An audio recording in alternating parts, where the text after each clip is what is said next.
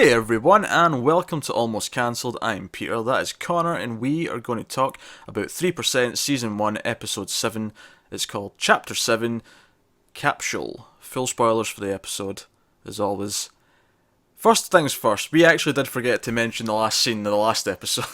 Yeah, as soon as this started, I was like, yeah, we completely forgot to mention that. We never talked about it. Luckily, it's more to do with this episode, so it fits in I nicely think, to I'll just... be honest, I think one of the reasons I forgot it is that it was kind of so obvious what it was that it almost didn't seem that it needed talking about. I actually disagree that it was obvious what it was. Oh, really? Yeah.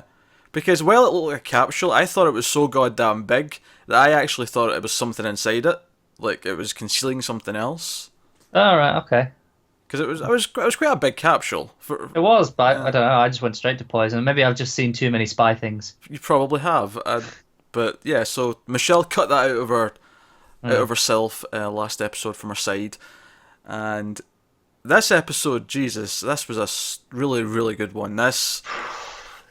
We've talked about tension a lot over the six previous episodes, and I think this might have like topped the previous ones in Yeah, that sense. it's like I'm gonna go on a limb. I know we say this a lot, and it's kind of been like a repeated thing that we said, but this might be the best one yet.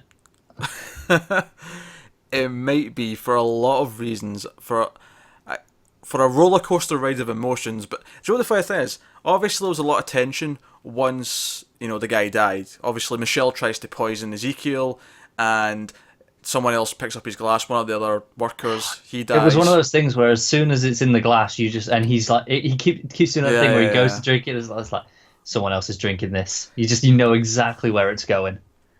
But the funny thing is even though obviously after that there's a lot of interrogation, there's a lot of, are they coming for her kind of type moments. All of them very tense, but the tensest moment in this episode for me was the walk to put the poison in. Oh, geez, yeah. For a couple of reasons. First of all, because in my head I was thinking, no, this is a bad idea. All of it's bad. Don't do it, Michelle. Don't do it. The second reason is purely from a filmmaking perspective. The entire thing is this really tight shot of her head walking towards him, and the effect that this has because she's moving is that you feel really disorientated because you can't really get a sense of what's around her. Because normally, if the camera's like coming back like that, following the person, it'll be like a mid shot maybe or something, and you'll get a good sense at the sides of where they are in the room. But because it's so up close, it feels like it's shaking a lot more. It feels, you're You're not really sure you're where you are. completely inside her head. Yeah, There is just no peripheral vision at all. yeah. It's So fantastic. yeah, that was like right away near the start of the episode. I'm like, oh god, this is. And the funny thing is it comes at a time as well where everyone's at their most relaxed because they all feel like they've passed. It turns out that was kind of the last test. They've got this purification thing to go through Yeah. tomorrow, but that was the last actual test that they did in the last one. So they're all feeling quite good. They're all drinking. They've got their fancier robes on. Congratulations everyone, you are the 3%. And you can just she's going to ruin this. Yeah, This it's is a just oh problem. my God, don't do it. But you know it's gonna happen, and you know it's about to go wrong, and it's so gut wrenching to watch. If we go back to a couple of episodes ago, I spoke quite a bit about how knowing Ezekiel's backstory and him becoming more of a human to us would affect their playing off of each other. And I think this is where it really came in, was when she is trying to kill him, I'm like, but he's not just this evil dictator that she seems to think he is, or, whatever, like, It makes you think maybe he did kill her brother. I don't know anymore. I'm not entirely certain. yeah, we have no idea, we've not seen any of it, No, maybe he did, but maybe there was a good reason. Maybe someone was in danger. Maybe it was an accident. We just don't know. yeah, we don't. And it just, everything about it, like the build up to it, and then watching him almost drink it, put it back down, and then just the sort of horror as someone else dies from it. Just everything about that scene, so good. Yeah. So then we flip past that, and we have all this extra. We have extra things going on. We have Raphael noticing what's going on and speaking to her. We have Fernando who knows now about the whole cause and her being a part of it, try to speak to her. There's so many things going on, but they're told to stay where they are in this sort of balcony area. while they look into this, while they investigate what's going on, and they very quickly realise it's poison. They test for it. This is the sort of thing that the cause uses. They don't even have it at the offshore. So like there's someone here. Someone did this. So they start interrogating everyone, and we get various scenes with interrogations with all of our main characters.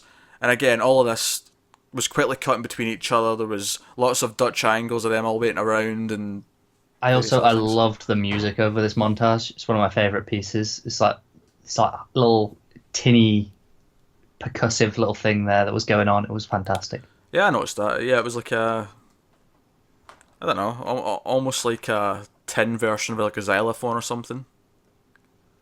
Yeah. Because there was like notes in it. It wasn't just. Yeah, but it was very percussive rather than melodic. Oh yeah. It was definitely someone was hitting something to make these noises. I just have no idea what. Yeah. All of that was great, and it's all building up, of course, to Michele going to speak to him. But before we get there, we have Fernando speaking to Ezekiel. Ezekiel, of course, is the one doing the interrogations, and it's like he thinks Fernando's hiding something, and we know that he's hiding something. And he even says to Fernando, like, if we find out else like, later, and we find out you were holding back, you'll be seen as an accomplice. So that puts Fernando in the shit. And Fernando even says to Michele that he doesn't care about the cause thing. He's just happy they're together, and he's almost just kind of love struck. And she's like, "You don't know what's going on. You have no idea, who I really am," and so on. And Raphael tries to play it off. Joanna plays it off. But it's all building to Michele, and Michelle's walk up that ramp. Oh my god! To go and speak to him. There was a lot of like slow someone's walking somewhere scenes, usually with Michele in this episode, and all of them were incredibly tense. As soon as she sits down and she's talking to Ezekiel, and Ezekiel's, it's just like he knows. Like, yeah, you get this feeling that he maybe knows. You kind of feel it, and it's fun. Actually, I'll take one bit of credit. I actually did call part of the ending really early on. Which part? Who he was going to pin it on. Yeah. Because we've seen that he is, quite a political figure. He's very good at what he does. Why wouldn't he do that? Yeah, like, pinning it on Alien E is just something I got earlier. Well, when I say I got it, I didn't necessarily think of it and go, oh, that's definitely what's happening. But the thought occurred to me. So when it did happen later, it was like, yeah, okay, right. This makes sense. It was when he contacted the councilwoman. That's when it's like, okay, I get it. But the thing is, though, the actual thing about that makes it unique and makes it interesting is actually, but he still knows there's someone there that tried to poison him. Like, that's still a thing that's there. So the question then becomes, why is he okay with that? Now, one possible reason is that he is actually with the cause, or is it sympathetic to them, and is actually protecting Michele, who at this point I'm kind of assuming he knows that it's her, and we find out at the end he does seem to, and so far nothing has disproved my idea that he's with the cause. No, this did kind of align with that, but then again we have no idea what he's going to say to her, because obviously the big cliffhanger at the end is that he's waiting in the room and he has the empty capsule. He's there, he's waiting, and by the way, what a perfect cliffhanger for the episode before the finale. I know, it was fantastic.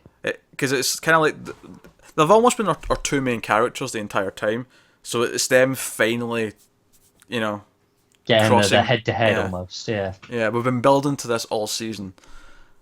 So, like that was so. Yeah, back to the actual interrogation though. Like, he's asking all these questions. He makes her watch the scene, of like the guy's wife coming in and like crying over his dead body, and we see that this affects Michele when she comes back out and she's walking back down the same ramp that she walked up before. She can't even stand. Like, she's like stumbling, and she ends up sort of like, Fernando comes up and they end up having this sort of like heart to heart moment because she can't take it. She can't take the emotion, which is partly why I was like, surely he would see this on security cameras. Surely they could still be watching this and see this reaction.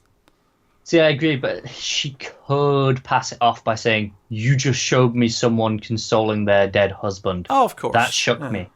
Yeah, no, I get that, but at the same time, it adds up. If you're already suspicious of her, that's all kind of... Oh, yeah. It adds up. Even, he sees the cut, he's like, you're bleeding, and she's like, oh, I got stabbed like a month ago, and I stitched it myself. right there, alarm bells must be going off in his head. Oh, that's how Yeah, she got it in here. That's how yeah. it transported. And it just but everything about it. It was such a focused episode where everything was building between these two characters, and yeah, obviously Ezekiel deals with his Elena problem like that. That's that done, and it feels kind of vicious to the point where I was when he was explaining the story and he was like, "Oh, she was planted secretly years ago." I'm like, that's essentially what's kind of happening with Michelle. Is there truth to Which is this? why I wonder, is like, does he know? Like, maybe not that it was like her doing this, but it's like, does he know that that's what the plan is now, and that's why he's saying it? Because it's like, oh, it happened already, so it's like put it out there as a possibility, and they'll just think, oh well, now we've tightened up because we know about this, and it'll Yeah, make them easier to slip through because he's in control of it. yeah. There'll be he'll be the hero that stopped this and found it out, so they'll trust him even more now. Yeah, exactly. They'll Yeah. trust his judgment that much more. So if he is working against them, if he is like secretly on, the cause's side, a lot of this kind of adds up. So I'm almost expecting that to be the conversation with Michelle. He may not come right out and say it. It might take him like 20 minutes. We might have a lot of fun dancing around. Oh Like, man, I'm genuinely just hoping for like half this last episode just to be those two sat in that room talking. well, it's funny because we keep saying that this show's at its best when it's two people, or it's not even just two, but like a group of people in a room talking. So to build an entire episode around interrogations, It's so perfect for the show, isn't it? yeah, it just works. It works with the strengths that the show's had the entire time. So, nah, really, really great episode. Anything else? Anything that because we missed the ending last one, so I'm Yeah. double checking. Was there One of anything? my favorite moments was when she gave the capsule to Raphael to get rid of. Mm. And I don't think it's that she says, "Oh, it's because you'll do better than me at getting rid of it." But I think it's just she's just selfish. She's just like, "Nope, I don't want to be caught with this. You can do it." Just offload it. I think maybe she thinks that she could do a better job from the inside than him because she may have done a better job of infiltrating and seeming like part of the group better than he has because he's always stood out in the process anyway. So maybe she thinks if one of us has to be sacrificed here, better him than me. Maybe, but I mean, I don't dispute that maybe she has that mindset at that point, but the way she reacts after seeing the footage, where she does fall down, she even says the line to Fernando, "I should go to jail, like they should come and arrest me." Yeah. Like she thinks she's guilty of like this horrible thing now because the wrong person died from it. So she clearly isn't just, like, Oh no, of course not. going back to like the first episode when we even talked about her killing her friend. It wasn't just like a cold-hearted decision. It clearly affected her afterwards. Yeah. And I think it's kind of the same thing here. She doesn't take what she just did lately. She's Oh, I affected agree. by But it. even going back then, while it affected her, she still was very practical at the same time. She was always very conscious of what her next move needed to be. I feel like maybe that was the same here. Like she was horrified. She had that same reaction on the inside, but she was like still being practical, maybe going, I can't be caught here. Let me at least pin it on him if I have to. Yeah, you may be right. I feel like she's in such a like chaotic state at the start. After it's failed and the wrong person died. Like everything about it, especially the way it's filmed, everything about it, the way she's like stumbling around and the way she's looking, she looks so tense to the point where I'm like, they're going to notice you in a second because of just how you look right now. Yeah. So I would almost argue that she's not thinking as clearly as No, perhaps that's fair. And it, she has been having some alcohol. she has been having some alcohol, but don't get me wrong. Not that the scene from the first episode wasn't like a state of heightened emotion or whatever.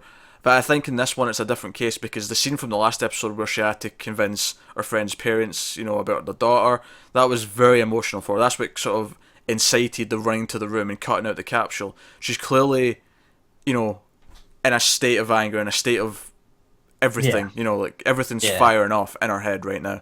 So I would argue that she's not thinking as clearly as she normally might be No, that's definitely fair. for the first chunk of the episode. Well, I say the first chunk, the entire episode.